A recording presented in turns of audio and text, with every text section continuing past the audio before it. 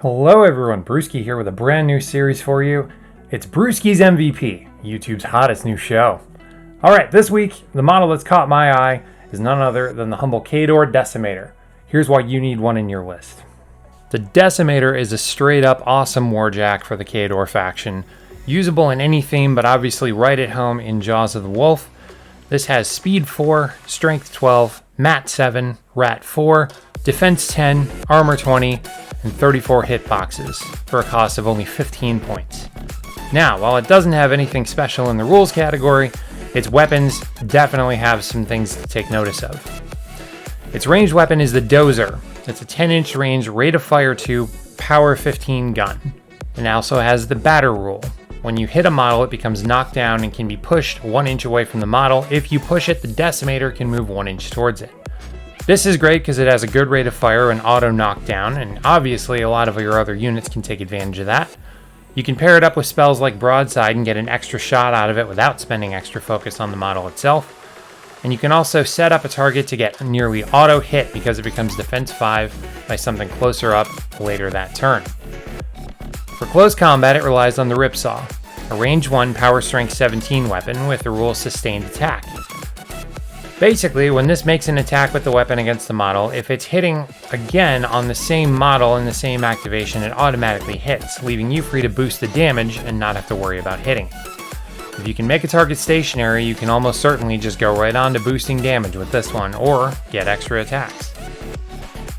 Again, he's right at home in the Jaws of the Wolf theme, but you could use him with any of the Khador themes and have quite a good mix of ability out of him. Obviously, Jaws is going to give him the mobility to get him up close with the Pathfinder rule.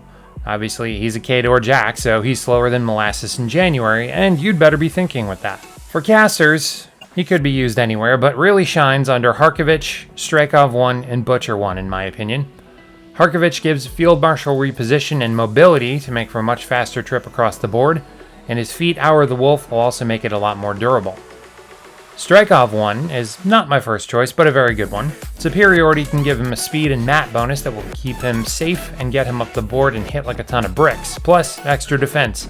Rapid fire just gives him an extra shot. Can't go wrong there. And finally, Butcher 1 gives full throttle, fury, and his feat Blood Frenzy, and they all lend themselves towards making the Decimator a close combat badass. Getting him closer with a speed buff, allowing him to run or charge without spending focus, and giving him an extra damage dice, you really can't go wrong.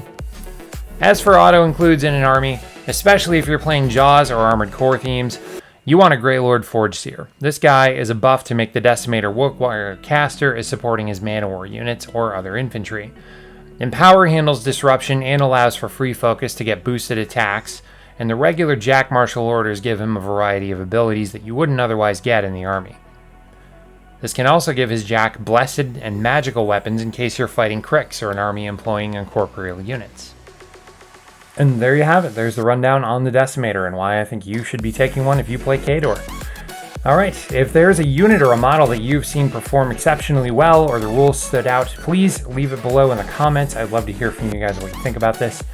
And if you like the series, of course, leave me a like, subscribe to see more videos like this, and share with your friends if they could use some insight from Bruski. As always, have a good one and stay savage.